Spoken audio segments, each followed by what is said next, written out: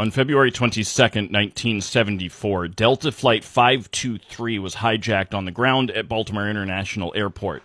The hijackers' stated purpose was to fly the aircraft into the White House in order to kill President Nixon.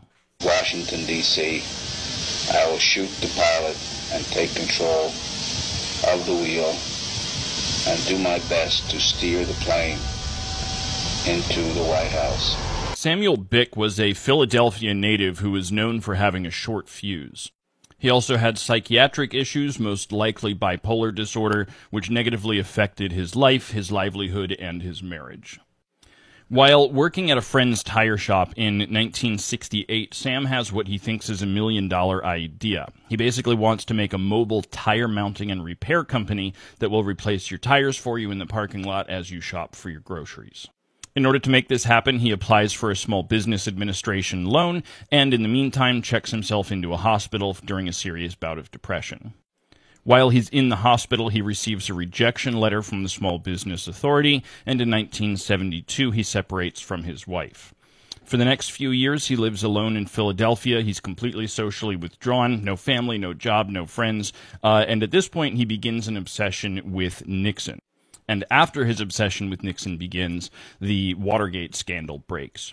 So he makes a threat against the president in a bar, and the Secret Service comes to visit, and he tells the Secret Service that the alcohol combined with his psychiatric medication makes him say things that he doesn't really mean. They also interview his psychiatrist and determine that he's not a threat.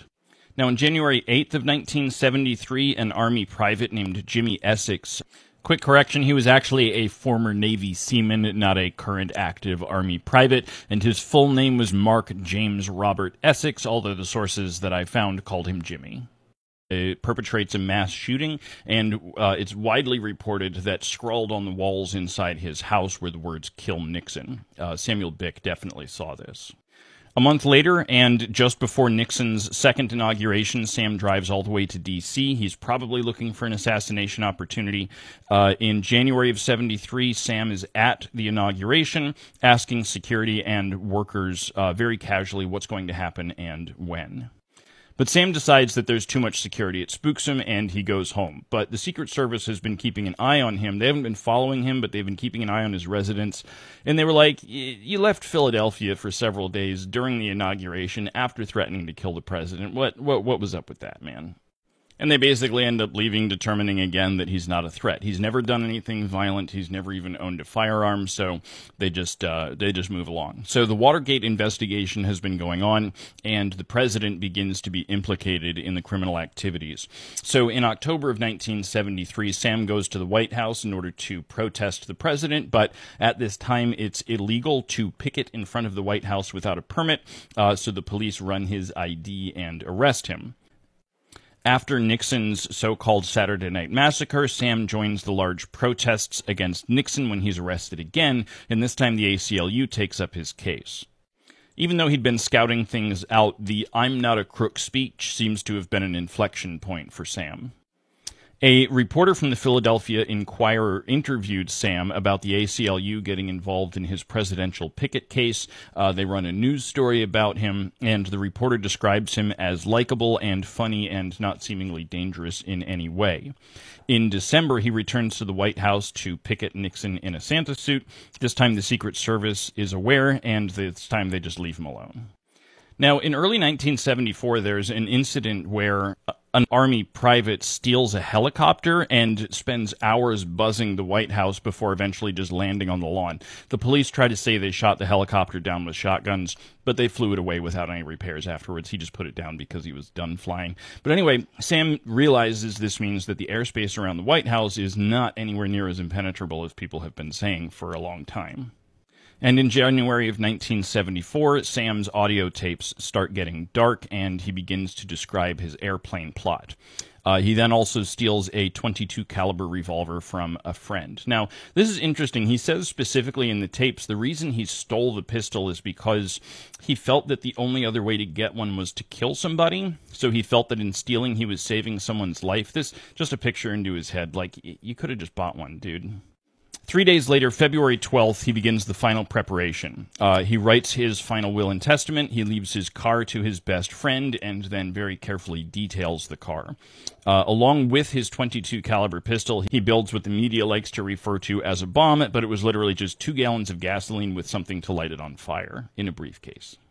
So on the night of February 21st and going into February 22nd, he drives from Philadelphia to Baltimore Airport. And because of the ongoing energy crisis, he has to stop repeatedly and wait in very long lines for gasoline. At one point, he sees a hitchhiker on the side of the road, and he comments into his tape recorder how funny it would be if his car got hijacked on the way to him hijacking an airplane. How about that? We're going to make it in with the needle touching empty, I guess. It'd be a hell of a thing if they didn't have any gas to have to wind up hitchhiking. A hitchhiker hijacks an airline. That would be beautiful. He walks into Baltimore Washington International Airport, walks to the nearest gate, which is for Delta Flight 523. At this time, airport security is at the gate. So he knows he's going to have to force his way past the security guards, so just before reaching the metal detector, Sam just shoots Baltimore officer Ramsberg twice in the lower back. He walks, and witnesses say that he was not walking slowly, but he was also not running, down the tunnel to the aircraft. He shows the flight attendant his pistol and tells her that he has a bomb and says, "I'm flying this plane to Washington." Another police officer, Officer Troyer, is already responding to the shooting at this time. Witnesses at the gate tell him what's happened. Troyer's carrying a .38 special revolver, but he helps himself to the fallen officer's .357 Magnum. Sam enters the cockpit and orders the pilots to take off. The co-pilot tells him that they can't without clearance from the tower, so Sam shoots the co-pilot 3 times. He then turns the gun towards the pilot and says, "Do you need clearance too?" And the pilot says, "Nope, I just need to radio the tower to let them know that we're leaving," at which point the pilot attempts to take the gun from Sam, and Sam shoots the pilot twice in the belly. So the police are now responding in force. It's 1974, so all they have are cars and pistols and shotguns and absolutely no training for this sort of situation. The first-class flight attendant starts to pretend that the door is stuck. It's not, but she does a really good job of distracting attention from the lever that you need to pull in order to actually close it. At this point, Officer Troyer enters the tunnel. He gets within 10 feet of the flight attendants struggling with the door and whispers around the corner, "Run when I say run." Sam starts a countdown, telling the flight attendants that if they don't have the door shut by the time he reaches 10, he's going to start shooting. So the officer yells, "Run," and pops out around the corner. A shootout begins, the attendants get out, and the door swings closed. Still making his way down the tunnel, Troyer approaches the closed door and sees Sam through the window. Sam orders the still-living pilot to get on the radio and demand another pilot from air traffic control, and at this point, the police on the ground hear the engines begin to spool up. Now, like I said, they don't have a lot of training for this, but the one training they do have is you do not allow a hijacked aircraft off the ground, so they attempt to flatten the aircraft's tires by shooting at them. Now, they are only equipped with pistols and shotguns, so the bullets literally bounce off.